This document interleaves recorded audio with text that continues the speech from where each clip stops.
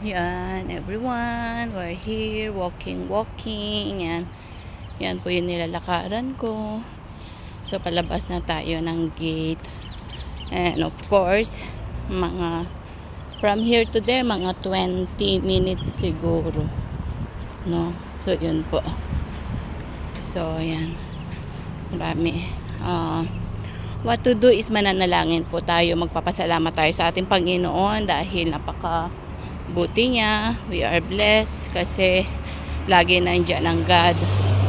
Yun nga na tayo ay nagising, diba? It's a big help na po yun para po sa atin. Okay? So, magpapasalamat po tayo sa ating Panginoon. We're live and kicking pa rin siya. At kayo din po manalangin. Makipag-isa po kayo. Kung ano man po yung mga prayer request nyo or any, just message me lang po at mananalangin po tayo. Sama po natin yan sa panalangin kasi prayer is a powerful and effective at yan po yung pinakamagandang sandata natin. Okay, so nakakahingal po na mag lakad-lakad, diba? Kakahingal siya pero okay naman, is a good exercise, no?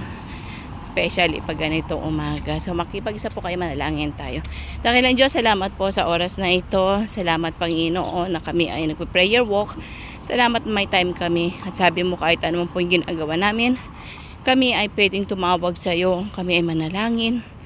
Kami Panginoon ay laging nandyan para sa iyo, O Lord God. Ganon din po Panginoon ang dalangin namin na ingatan mo ang bawat isa, lahat Panginoon ng mga nakikinig sa oras na ito, lahat ng mga nanonood. Lord, dalawin mo po sila, bless mo sila, at anuman po yung mga needs nila, provide it, O Lord God. At ganun din Panginoon na kumilos ka sa kanilang mga buhay, O Lord.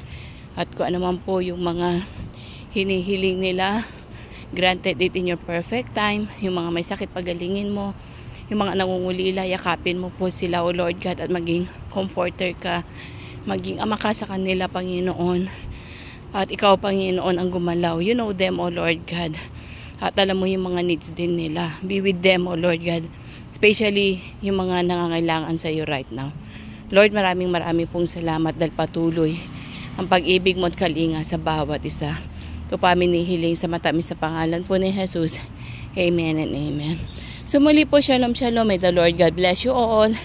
And keep on praying lang. At claim, believe, hope, may gagawin ng Panginoon. So, bye for now.